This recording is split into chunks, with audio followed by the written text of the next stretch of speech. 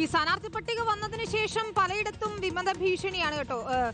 കണ്ണൂർ തളിപ്പറമ്പിൽ കോൺഗ്രസിന് വിമത ഭീഷണിയുണ്ട്, പയ്യന്നൂരിൽ വിമത ഭീഷണിയുണ്ട്. അതൊക്കെ പരിഹരിച്ചു വരികയാണ്. കരുനാഗപ്പള്ളിയിലേക്ക് നമുക്ക് പോയാൽ അവിടെ കോൺഗ്രസിന് വിമത ഭീഷണി ഉയർത്തി കോൺഗ്രസ് നേതാവ് ബോബൻ ജി നാഥ് നാമനിർദ്ദേശ പത്രിക സമർപ്പിച്ചിരിക്കുകയാണ്. തന്റെ പോരാട്ടം ജാതി വിവേചനമില്ലാത്ത നാടിന് വേണ്ടിയാണെന്നാണ് ബോബൻ പറയുന്നത്. കഴിഞ്ഞ തവണ മുനിസിപ്പൽ ചെയർമാൻ തെരഞ്ഞെടുപ്പിൽ സംവരണം ഉണ്ടായിട്ടും ബോബന് മത്സരിക്കാൻ സീറ്റ് നൽകിയിരുന്നില്ല.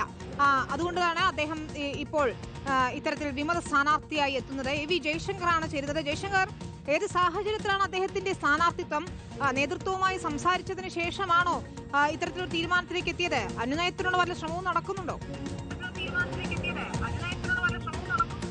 അതായത് വിനീത, പാർട്ടിയിൽ തുടർച്ചയായി നേരിടുന്ന അവഗണനകളിൽ പ്രതിഷേധിച്ചാണ് എന്തായാലും ഈ ബോബൻ ജി നാഥ് നിലവിൽ സ്ഥാനാർത്ഥി പത്രിക സമർപ്പിച്ചിരിക്കുന്നു എന്നാണ് മനസ്സിലാക്കുന്നത്. തൻ്റെ പോരാട്ടം ജാതി വിവേചനത്തിന് എതിരെയാണെന്നാണ് അദ്ദേഹം നിലവിൽ എന്തായാലും പറയുന്നത്. കഴിഞ്ഞ ഈ മുനിസിപ്പൽ തെരഞ്ഞെടുപ്പിൽ, മുനിസിപ്പൽ ചെയർമാൻ തെരഞ്ഞെടുപ്പിൽ സംവരണം ഉണ്ടായിട്ടും ബോബന് മത്സരിക്കാനുള്ളൊരു സീറ്റൊന്നും പാർട്ടി നൽകിയിരുന്നില്ല. അപ്പോൾ അതിന് പിന്നാലെയാണ് ഇപ്പോഴെന്തായാലും സാമൂഹ്യനീതി എന്ന ഒരു ആശയം ഉൾക്കൊള്ളിച്ചുകൊണ്ട് പോരാട്ടത്തിന് വേണ്ടിയാണ് ഇപ്പോൾ അദ്ദേഹം എന്തായാലും നാമനിർദ്ദേശക പത്രിക നിലവിൽ സമർപ്പിച്ചിരിക്കുന്നത്. പാർട്ടി നേതൃത്വം അദ്ദേഹവുമായി സംസാരിക്കുന്നു എന്നാണ് നിലവിൽ മനസ്സിലാക്കുന്നത്. എന്തായാലും ഇദ്ദേഹം മത്സരിക്കുന്നത് കോൺഗ്രസ് സ്ഥാനാർത്ഥിക്ക് ദോഷം ചെയ്യില്ല എന്നാണ് പ്രാദേശിക കോൺഗ്രസ് നേതാക്കളോടൊക്കെ മറ്റും ചോദിക്കുമ്പോൾ അവർ പറയുന്നത്. അത്തരത്തിൽ വലിയ സ്വാധീനമുള്ള നേതാവല്ല എന്നും അവർ പറയുന്നുണ്ട്. എന്തായാലും ബോബൻ അത്തരത്തിലുള്ള പരാതികൾ ഉയരുന്നു എന്നത് അത് വലിയ കാര്യം തന്നെയാണ്.